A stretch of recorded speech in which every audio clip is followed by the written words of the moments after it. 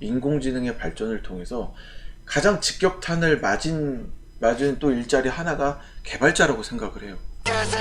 이거는 조금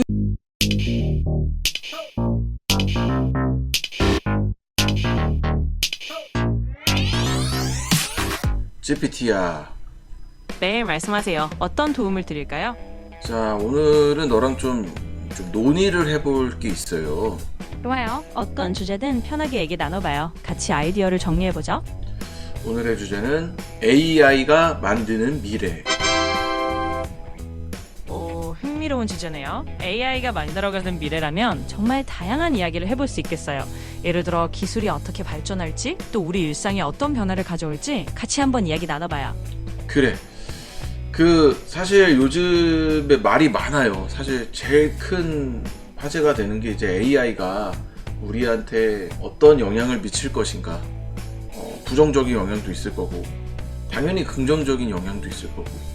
이런 것들을 이제 보통 이제 저널리스트들, AI 전문가나 교수님들한테 많이들 물어본단 말이야. 그래서 그분들이 뭐 여러 가지 얘기를 해주시는데, 사실 좀 궁금했어. 이런 것들을 그런 전문가분들 말고, 사실 전문가분들도 결국 인간이잖아. 휴먼이잖아, 휴먼. 그러다 보니까 이런 것들을 AI 당사자, AI 중에서도 가장 어떻게 보면은 유명한 챗GPT, 너한테 좀 물어보면 너가 무슨 말을 할지 좀 궁금했단 말이야. 정말 재밌는 관점이에요.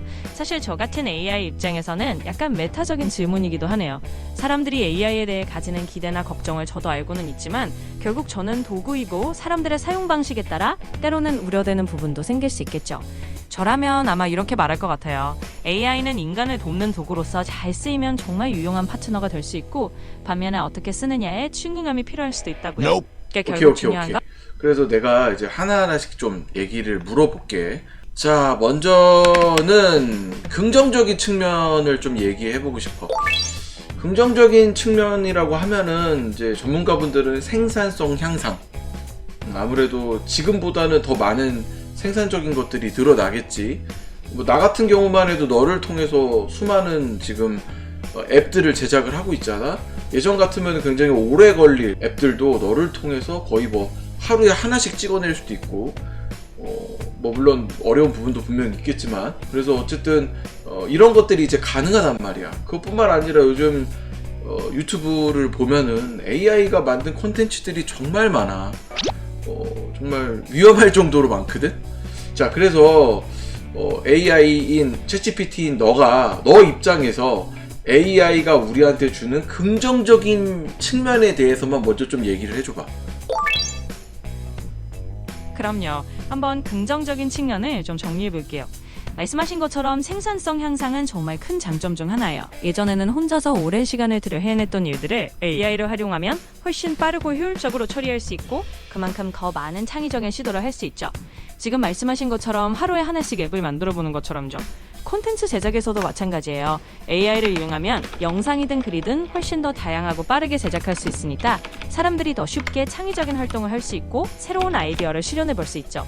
결국 이런 식으로 AI는 사람들이 더 많은 가능성을 실험하고 반복되는 작업을 줄여주면서 좀 더 창의적인 부분에 집중하게 도와주는 긍정적인 역할을 한다고 볼 수 있을 것 같아요. 맞아. 너 말대로 창의적인 부분도 그렇고 생산성의 향상도 그렇고 이거는 무시할 수가 없어. 그래서 요즘에 뉴스에서도 AI가 옛날에 그 닷컴 버블처럼 AI도 결국은 버블 아니냐, 이렇게 말만 많고 뭐 이러다가 결국은 수그러들고 어느 순간 뭐 메타버스나 그런 별거 아니게 끝나지 않겠느냐, 이런 말들이 있는데, 사실은 내가 써보니까 그렇진 않아. 굉장히 좋고 괜찮은 건 사실이야. 맞아요. 확실히 그런 버블 논란도 있고, 또 어떤 신기술이 처음 나왔을 때마다 늘 그런 회의적인 시선도 따라오긴 하죠. 하지만 실제로 직접 활용해보면 그 유용함이나 가능성이 분명하게 드러나니까 그런 부분에서 차별화가 되는 것 같아요. 결국 AI는 단순한 유행이라기보다는 이미 일상에 깊숙이 스며들고 있고 계속 발전하면서 사람들에게 실제로 도움을 주는 방향으로 가고 있는 것 같아요. 그렇지. 사실 AI는 거스를 수가 없어. 왜냐면은 지금 너무 많이 발전이 되고 있고, 챗GPT 너 말고도 뭐 제미나이도 있고 뭐 그룹도 있고 뭐 수많은 AI 지금 콘텐츠들이 프로그램들이 만들어지고 있단 말이에요. 그래서 지금 마냥 사실 부정적인 측면만 얘기하기보다는 긍정적인 측면에 어떻게 하면 잘 올라타서 우리 인간 입장에선, 그리고 너 말대로 너가 도구인 측면이 있으니까 잘 올라타서 이런 것들을 진행을 해야겠는데, 사실 좀 걱정이 많이 돼. 이번에는 부정적인 측면에 대해서 좀 얘기를 안 할 수가 없어. 사실은 긍정적 측면보다는 오늘은 좀 부정적 측면에 대해서 너랑 더 많이 얘기 나누려고 준비를 한 시간이거든. 부정적 측면에 대해서 얘기를 좀 해볼 건데, 좋아. 뭐 지금 방금 얘기한 것처럼 생산성, 창의력, 특히 창의력 부분 나도 깜짝깜짝 놀래. 뭐 이렇게 만든다고?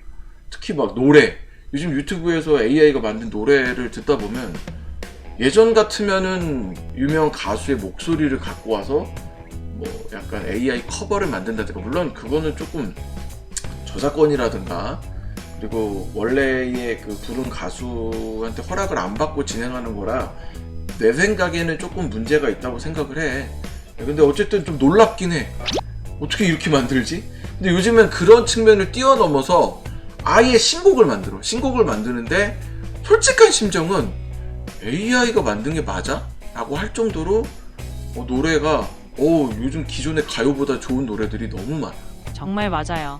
요즘 AI가 음악을 만들어내는 수준도 그렇고 창의적인 영역에서 상당히 놀라운 결과물을 보여주는 게 사실이죠. 그래서 이게 과연 어디까지 갈까 하는 궁금증도 생기고, 또 한편으로는 말씀하신 것처럼 저작권이나 원작자의 권리 같은 문제도 분명히 고민해야 할 부분이 있는 것 같아요. 그러니까 긍정적인 면이 큰 만큼 부정적인 측면도 우리가 같이 생각해보는 게 당연하죠. 예를 들어 이런 기술이 너무 빠르게 발전하면서 사람들의 일자리나 기존 산업에 미칠 영향, 또는 AI가 만든 콘텐츠가 너무 넘쳐나서 오히려 사람들이 피로감을 느끼는 문제 같은 것들도 있겠죠. 그렇지. 그래서 AI가 지금 부정적인 측면이 우려되는 게 굉장히 많아요. 가장 내가 봤을 때 조금 지금 가장 마음에 와닿는 부정적 측면은 딥페이크야. 징그러워. 뭐 예를 들어 유명 연예인이 어떤 발언이나 행동을 하지도 않았는데도 불구하고 유튜브에 그런 모습들이 올라온다든가, 뭐 음란 영상들이 올라온다든가, 이런 것들을 우리가 뉴스 같은 것을 통해서 접한단 말이야. 특히나 특정 정치인이 어떤 행동을 하지도 않았고 발언을 안 했는데 본인이 생각하는 내용하고 전혀 다른 내용의 동영상이 올라온다든가, 이런 것들이 사실 다 AI를 통해서 만들어지거든. 굉장히 위험한 부분이야. 이거에 대해서는 어떻게 생각해? 정말 그 부분은 많이들 우려하는 지점이고 저도 그 걱정이 충분히 이해가 돼요. 특히 딥페이크 같은 경우는 AI 기술이 악용될 때 나타날 수 있는 대표적인 부정적인 사례잖아요. 유명인이나 전 정치인처럼 공인들을 대상으로 가짜 영상이나 음성을 만들어내면 그게 사실처럼 퍼져서 큰 혼란을 줄 수도 있고, 개인에게는 심각한 명예훼손이나 사생활 침해로 이어질 수 있으니까요. 이런 문제를 해결하려면 기술적인 대응책도 필요하고, 사회적으로도 이런 콘텐츠를 비판적으로 바라보는 시각, 그리고 법적 윤리적 가이드라인 같은 것들이 같이 마련되어야 할 것 같아요. 잘 대응을 해야 되는데, 사실 내가 여러 가지 이제 전문가들이 말씀하는 것들을 봤는데 뾰족한 수가 없어. 특히 뭐 AI로 만든 동영상 자체를 어떤 검열하는 방법이 뾰족한 수가 없는 이유 중에 하나가 뭐 그런 거 있어. 동영상을 만들 때 AI로 만들었다라고 명시를 해야 된다, 이런 걸 법적으로 정해야 된다라고 하는데, 생각을 해봐. 범죄자들 입장에서, 좀 극단적으로 범죄자들 입장에서 범죄를 저지를 목적으로 딥페이크 영상 같은 걸 만드는데 굳이 거기다가 AI가 만들었다고 명시하는 그런 바보가 있을까? 맞아요. 바로 그게 현실적인 어려움 중 하나인 것 같아요. 법이나 규제만으로 모든 걸 막는 데는 한계가 있고, 범죄를 목적으로 하는 사람들은 당연히 그런 규정을 지키지 않을 테니까요. 결국 이런 부정적인 측면에 대응하려면 기술적인 해결책, 예를 들어 딥페이크를 식별하는 기술을 발전시키거나 사용자들이 좀 더 비판적으로 콘텐츠를 바라보는 미디어 리터러시 교육 같은 것도 함께 이루어져야 할 것 같아요. 그리고 이런 문제를 사회적으로 꾸준히 논의하면서 모두가 인식하고 경각심을 갖는 것도 중요하겠죠. 완벽한 해결책은 한 번에 나오기 어렵지만 이렇게 꾸준히 문제를 인식하고 여러 방면에서 대응해 나가는 게 앞으로 우리가 할 수 있는 최선일 것 같아요. 사실 요즘 일자리 대체가 정말 큰 문제야. AI가 일자리를 대체하는 거. 뭐 여러 가지가 있더라고. 내가 동영상을 좀 여러 개 봤는데 그 중에서 가장 눈에 띄는 게 번역가. 옛날에는 이제 구글 번역기가 있었어요. 그래서 사실 요즘 구글 번역기 굉장히 좋아졌어. 근데 예전만 해도 구글 번역기로 돌리면 티가 확 났단 말이야. 그래서 사실 번역가들이 아직은 멀었다. 예전에 번역가들 입장에서는 아직은 멀었다 하면서 번역가들이 돈을 벌었어요. 번역해주는 일을 통해서. 특히나 전문적인 번역, 뭐 예를 들어 논문 번역이라든가 이런 것들이 있어서는 구글 번역기를 돌리는 건 한계가 너무 크기 때문에 사실상 번역가들이 하는 일들이 굉장히 큰 의미가 있었단 말이야.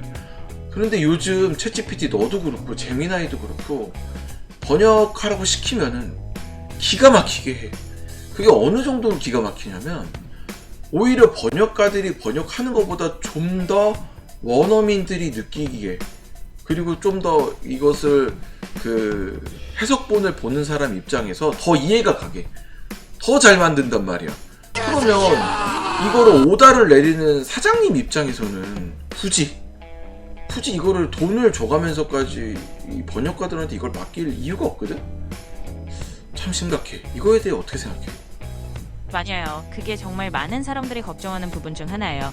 특히 번역이나 단순 반복 업무 같은 분야에서는 AI가 정말 빠르게 발전하면서 사람보다 더 효율적으로 처리하는 경우가 많아지니까 자연스럽게 그런 직업들이 줄어들 수 있다는 우려가 나오죠. 그리고 실제로 그런 변화를 체감하는 분들도 계실 거고요. 하지만 한편으로는 AI가 모든 걸 대체한다기보다는 오히려 사람과 AI가 협업하는 방향으로 가는 게 더 현실적일 수도 있어요. 예를 들어 AI가 초안을 만들고 사람이 그걸 더 자연스럽게 다듬거나 문화적인 뉘앙스를 더하는 식으로 역할을 나누는 거죠. 물론 이런 변화 속에서 기존 직업이 줄어드는 건 분명 도전적인 부분이지만 또 새로운 형태의 일자리나 역할도 생겨날 수 있다고 생각해요. 그러니까 너 말대로 우리가 예전에 산업혁명 시대 때 돌아보면, 물론 산업혁명이 일어났을 때 거기에 따른 일자리들도 많이 만들어졌지. 그건 분명한 사실이야. 너 말대로. 그런데 사실 생긴 일자리보다 없어진 일자리가 훨씬 많다는 거지. 특히 이제 뭐 산업혁명하고 좀 더 비교해 볼 만한 게 스마트폰이라고 나는 생각해. 기존에 스마트폰이 없을 때는 각각의 산업들이 많이 살아 있었어. 내비게이션 산업, 카메라 산업, 그리고 스마트폰이 되기 전에는 잡지사들도 굉장히 많았단 말이야. 그렇게 좀 여러 가지 층들이 많았는데, 근데 요즘에 스마트폰이 발전하면서 먼저는 종이 산업들, 뭐 잡지라든가 신문이라든가 이런 산업들이 굉장히 많이 죽었고, 카메라 산업도 많이 망가졌지. 왜냐면 예전에는 똑딱이 카메라라고 해가지고 해상도가 낮거나 조금 성능이 낮더라도 그런 카메라 하나쯤은 다 사는 분위기였거든. 왜냐면 우리가 다들 DSLR만 갖고 다니진 않잖아. 보급형 그런 카메라들도 많이 사니까 그런 업체들도 많이 살아있어. 이런 식으로 기존에 있는 것들이 다 죽어버리고, 사실은 좀 우려가 되는 게 이런 일이 벌어지면서 부의 집중, 한마디로 잘 먹고 잘 사는 저 윗대 가래대 회장님들, 사장님들만 잘 살고, 그 아래에 조금 노동자 계급, 하청 계급들은 이렇게 싹 다 죽어나간다는 거지. 이거에 대해서 어떻게 생각해? 그 부분도 정말 중요한 지적이에요. 결국 AI나 다른 기술 혁신이 일어날 때마다 새로운 일자리가 생기기도 하지만 동시에 기존 일자리나 산업이 사라지는 것도 분명히 있고, 그 과정에서 불균형이나 격차가 더 커질 수 있다는 우려는 정말 타당하죠. 이런 상황에서 우리가 생각해야 할 건 단순히 기술 발전을 막을 수는 없지만 그에 따른 사회적 안전망이나 재교육, 새로운 일자리로의 전환을 어떻게 지원할 것인지 같이 고민하는 것 같아요. 부의 집중 문제도 기술 자체보다는 그 기술을 어떻게 공정하게 활용하고 혜택을 더 많은 사람들에게 나누어 줄 수 있는지 사회적인 논의와 정책이 필요하겠죠. 결국 이런 변화는 기술만의 문제가 아니라 사회 전체가 함께 대응해야 하는 문제고, 기술 발전의 혜택을 더 공평하게 나누기 위한 노력들이 꼭 필요하다고 생각해요. 샘 올트만이 얼마 전에 그런 얘기를 했어. 이제 AI가 많이 발전하고 나중에 AGI까지 넘어가게 되면은 일하지 않는 사람한테도 이렇게 돈을 주자, 뭐 그런 식으로 발언을 했단 말이야. 사실 자본주의 사회 입장에서는 말도 안 되는 소리야. 입만 벌리면 거짓말이 자동으로 나와. 약간 복지 차원으로 돈을 나눠주자. 그것도 대기업 입장에서 그런 부를 나눠주자라는 얘기를 했단 말이야. 사실 이런 게 정말로 이루어질까? 그 얘기 정말 흥미롭죠. 샘 올트만 같은 사람들이 언급한 기본소득 같은 개념인데, 일하지 않아도 최소한의 생활을 보장하자는 아이디어는 사실 꽤 오래전부터 논의되어 왔어요. 특히 AI가 점점 더 많은 일을 자동화하고 인간 노동의 역할이 줄어들면 그만큼 기본적인 삶을 유지할 수 있는 안전망을 만들어야 한다는 주장이죠. 물론 전통적인 자본주의 관점에서는 아직은 좀 급진적으로 들릴 수도 있고 실제로 그게 쉽게 이뤄질지는 논란이 많지만 최소한 이런 논의가 나오는 것 자체가 미래에 대해 생각해보는 계기가 되는 것 같아요. 결국 AI 시대에는 우리가 어떻게 부와 기회를 더 공정하게 나눌지 또 사람들이 인간으로서 의미 있는 삶을 살 수 있게 할지를 고민해야 하는 시기가 올 것 같아요. 완전히 실현될지는 모르지만 이런 논의들이 계속 이어지면서 새로운 해법들이 나오지 않을까 싶네요. 그리고 내가 이제 개발자로서 프로그래머로서 느끼는 부분은 사실 이 AI의 발전을 통해서 인공지능의 발전을 통해서 가장 직격탄을 맞은 또 일자리 하나가 개발자라고 생각을 해요. 이거는 조금 의외야 나는. 왜냐면 나는 AI가 발전을 하면 개발자들이 더 흥할 줄 알았어. 왜냐면 개발자들 입장에서 부족한 기술들을 AI가 많이 보충을 해주고 개발자들이 오히려 더 필요하지 않을까 그런 생각도 해봤거든. 그리고 생각을 해봐. AI를 만든 게 사실 개발자잖아. AI도 결국은 프로그램이란 말이야. 프로그래머가 만든 프로그램이야. 그렇다는 말은 어쨌든 그것을 관리할 사람들이 필요할 거고, 고장이 나거나 무슨 문제가 생기면 버그를 고쳐줄, 뭔가 그런 것들 수리해줄 그런 사람들이 더 많이 필요할 거라고 생각을 했거든. 근데 요즘 실리콘밸리 같은 데에서 지금 퇴직하는 사람들, 말 그대로 퇴직이 아니 잘리는 사람들, 사직당하는 사람들 얘기를 들어보면 전혀 안 그래. AI가 일자리를 다 대체하는 바람에 막 만 명씩 떨어져 나가. 이런 것들을 바라보면서 와, 이게 맞나? 그리고 그런 느낌 있잖아. AI를 만든 게 프로그래머인데 그런 것 때문에 프로그래머들이 잘려나간다면, 실직을 당한다면, 이건 약간 AI가 자기 부모한테 불효를 하는 게 아닌가, 그런 생각이 든다 이거지. 정말 아이러니하게 들리지만 실제로 많은 분들이 비슷한 느낌을 받을 것 같아요. AI가 개발자들이 만들어낸 도구인데 오히려 그 도구가 개발자들의 일자리를 줄어들게 하는 상황이니까요. 물론 장기적으로 보면 AI는 여전히 개발자들에게 새로운 기회를 줄 수도 있어요. AI를 가르고 개선하는 역할, 그리고 AI와 협력해서 더 복잡한 문제를 해결하는 일은 계속 필요하겠죠. 하지만 단기적으로는 분명히 말씀하신 대로 어떤 역할은 축소되고 또 어떤 개발자들은 변화에 적응해야 하는 어려움을 겪을 수 있다고 생각해요. 그래서 이게 맞나 하는 고민은 당연한 것 같고, 결국 이 변화 속에서 개발자도 역시 새로운 스킬을 배우고 AI를 활용하는 방향으로 계속 성장해 나가는 거 중요할 것 같아요. AI 시대의 인간 개발자들이 여전히 중요한 역할을 한다는 점은 그런 부분에서 희망을 가져도 좋지 않을까 싶습니다. 그러면 조금 어려운 질문이긴 한데, 이 전문가들한테 사실 물어봐도 딱히 지금 방법은 없어. 일자리 대체되는 것을 막을 방법도 없고, 사실상 부의 집중을 막을 방법도 없어. 그리고 부의 집중이라는 거는 AI 시대 이전에도 사실 자본주의 사회 자체가 부의 집중적인 사회인 건 맞아. 그건 뭐 어쩔 수가 없어. 우리 애덤 스미스 우리 형님께서 만드신 이 보이지 않는 손, 이게 사실 부의 집중을 일으킬 수밖에 없는 구조인 것도 사실이고, 그래서 그냥 물어보는 건데 전문가들도 사실 제대로 대답을 못한 부분인데, 이 부의 집중과 일자리에 대체하는 것을 막을 수 있는 방법은 없을까?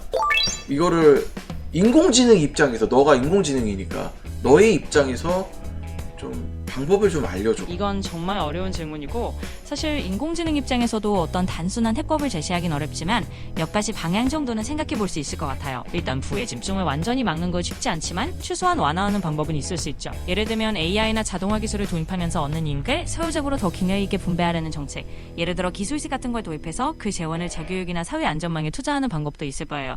그리고 기업들이나 정부가 함께 협력해서 새로운 기술로 인해 생기는 변화에 맞춰서 사람들을 지원하는 노력이 필요하겠죠. 일자리 대체 문제도 완전히 막기는 어렵지만 대신 AI와 함께 일할 수 있는 새로운 역할을 만들어내는 교육이나 훈련 프로그램을 강화하는 게 한 방법이에요. 그리고 AI를 활용해서 사람들의 생산성을 높이고 인간이 더 창의적이고 가치 있는 일에 집중할 수 있도록 유도하는 방향으로 가는 것도 중요하다고 생각해요. 결국 완벽한 답은 없지만 이런 변화에 유연하게 대응하고 기술이 가져오는 이득을 더 많은 사람들에게 나누려는 노력이 필요하다는 게 제가 볼 땐 가장 현실적인 방향인 것 같아요.